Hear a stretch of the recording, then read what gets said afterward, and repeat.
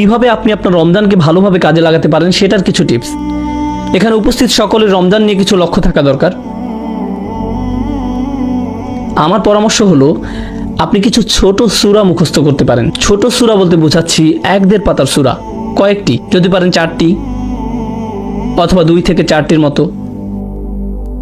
এবং আপনি একা না, আপনি আপনার পরিবার সহ এটি করুন।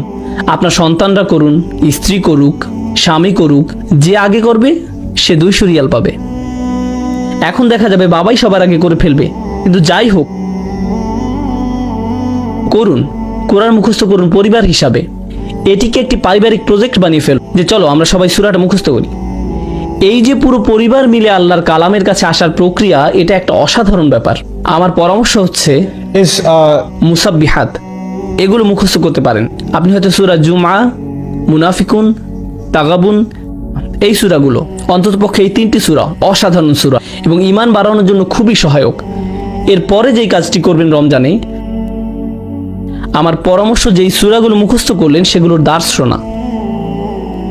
আপনি আপনার পরিবার সহ এটি করুন, ওই সূরাগুলোর উপর লেকচার এবং ব্যাখ্যা শোনা।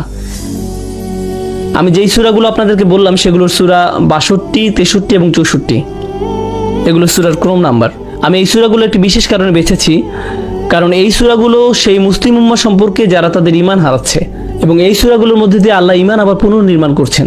এই সূরাগুলোর আলোচ্য তাই, যখন একটা উম্মার ঈমান দুর্বল হচ্ছে, আল্লাহ সেটিকে আবার শক্ত করছেন আর মুনাফিকের হাত থেকে রক্ষা করছেন, আর তিনি তাদের ঈমানের আসল ফল দেখাচ্ছেন। এই কারণে এই সূরাগুলো সুন্দর আর মুখস্থ করাও সহজ। সূরাগুলোর নাম কি বলুন তো, দেখি আপনাদের মনোযোগ কেমন। 62, 63 আর 64। আমি বলছি না যে রমজানে আপনি আর অন্য কোনো পড়াশোনা করবেন না, যেমন আমি ব্যক্তিগতভাবে আরবি ভাষা শিক্ষার ভক্ত, কিন্তু সেগুলো ঠিক স্পিরিচুয়াল পড়াশোনা বলা যায় না। ওগুলো হচ্ছে উলুমুল আলিয়া, একটা প্রক্রিয়া আরও উচ্চতর জ্ঞান লাভের জন্য। রমজানে আপনি এই ধরনের একাডেমিক পড়াশোনাগুলো দূরে সরিয়ে রাখতে পারেন। সেই জিনিসের উপর আপনার সবচেয়ে বেশি মনোযোগ থাকবে, তাহলে এমন কিছু যা আপনাকে আল্লাহর কাছে নিয়ে যাবে সরাসরি। সাথে সাথে তাফসীর স্টাডি করুন। তাই আপনি যদি আরবি ভাষার ছাত্র হয়ে থাকেন, রমজানে আপনি আরবি না পড়ে কোরআন পড়ুন।